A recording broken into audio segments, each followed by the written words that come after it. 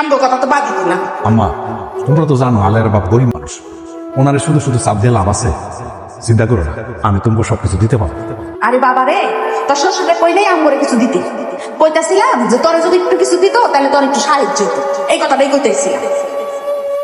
আলেয়া, আমার কথা কিছু মনে করো না, জানোই তো আম্মা এরকমই। আম্মা তো ভুল কিছু কয়নি, আসলে তো তোমার কিছু দিতে পারলে তোমার সাহায্য হতো। আব্বা তো কিছুই দিতে পারতেছে না। দেখো আলেয়া, কে কি দিল না দিল তাতে আমার কিছু যায় আসে না। আল্লাহ আমার নিজেকে যা রাখছে তাতেই আমি সন্তুষ্ট।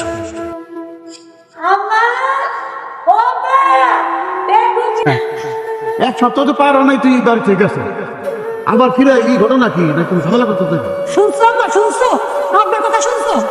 বাড়ির মেয়ে বাড়িতে এসে আমি এটা বলে আমি ঝামেলা করে আসতে হইব? আব্বা, দুদিন পরে ঈদ, শ্বশুর বাড়িতে কাপড় দেওয়া লাগবো না, আমি স্বামীর দেওয়া লাগবো না, আমার দেওয়া লাগবো না, আমার মেয়ের দেওয়া লাগবো না, তাহলে শ্বশুর বাড়িতে আমার মাংস বলে কিছু থাকবো? দেখ, তোর ভাই কত কষ্ট করে সংসারটা চালায়। মিনা তার বাপের বাড়িতে আসছে ঈদের কাপড় চাপড় বাজার সদা এগুলা নিতে, একটু পরে তো জামাইও চলে আসতেছে। কিন্তু তোমারও তো আমি কোনোদিনও দেখলাম না যে আলিরা নিয়ে তোমার বাপের বাড়িতে একটু যাইতে, ঈদের কাপড় চাপড় বাজার সদা এগুলো একটু নিয়ে আসে। এটা কি কইলেন আম্মা? জানেনই তো আমার আব্বার অবস্থা ভালো না, গরিব মানুষ। ওনার উপরে বেশি চাপ করেছে তো দেখে আনি চায় না। আম্মা, আমার সব বোঝা হয়ে গেছে, এতদিন বুঝি নাই। কি আমার ভাইরা বস করে ফেলছো না? বুঝতে আমার আর বাকি না, আমি কিনে ও তোমার বাপের প্রতি কিছু দেওয়ার ইচ্ছা থাকতো তাহলে ঠিকই দিত, কিন্তু তোমার বাপের তো এই ইচ্ছা নাই। নিজের মেয়ের শ্বশুর বাড়িতে কিছু না কিছু দিতে হয়, ঈদ কুরবানি আই, কিন্তু সেটা তো তোমার বাপে দেয় না। না দিতে দিতে তো লাইফ পেয়ে গেছে, এখন আর কিছু দিতেও মন চায়। কিন্তু আমার তো দিতে হইব, আমার তো মেয়ের জামাই, মেয়ে নাতি, এগারো তো আমার কিছু দিতে হইব। এখন একটু আলির উপরে চাপ করবো, এই যে সে কোনো সময় চায় না তার বাপের বাড়ি থেকে এখানে কিছু আসুক। আম্মা, আপনি এই কথাটা কইতে পারলেন আমারে? ঠিক আছে, আমি আমার বাপের কাছে যাবো, গিয়ে তার থেকে সবকিছু যাবো। সে যদি না দিতে পারে আম্মা, আমার আর দোষ দিতে পারবেন না, আমার আর দোষ দিয়েন না। এখানে হাট বাজার বহিনি তারপরে না আব্বা, আমার সন্দেহ লাগে। চল আম্মা। দাঁড়া, শোনো, জামাই আইতেছে, আলিরা কও যে ভালো করে টিপটা টিপটা যা আছে এগুলো সব নিয়ে আইতে। একে ভালো নাই শুধু ছোলার গুড়ি, হ্যাঁ, বেগুনি, পেঁয়াজি, তারপর তোমার মনে করো হালিম, ডালিম, খেজুর, ওই যে ধীরানের মিষ্টি, তো এগুলো কই? এগুলো শুনে আমার ইত্যাদি হয়? আমার না আসাই তো ভালো ছিল। আলির বাপ, আপনার আমি বলছিলাম যে আলিরে ফোন দিয়ে কন জামাই আসতেছে, ভালো ভালো দেখে ইফতার নিয়ে আসতে।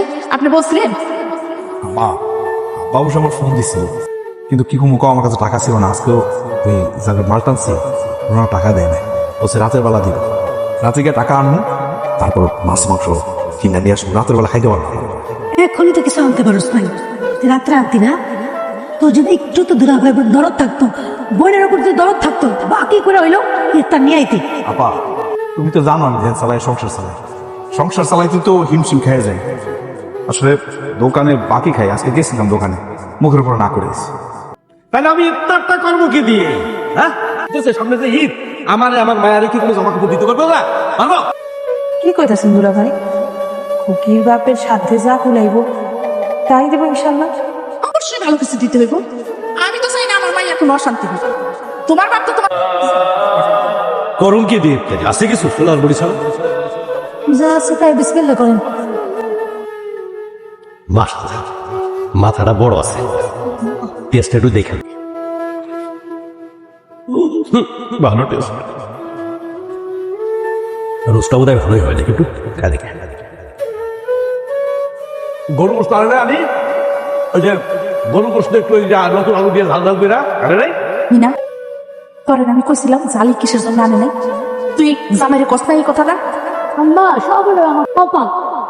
আমার জামাই মানে যোগ্যই না গরুর মাংসতে ভাত খাওয়ার, না? কি তোর পেট ভরবো না?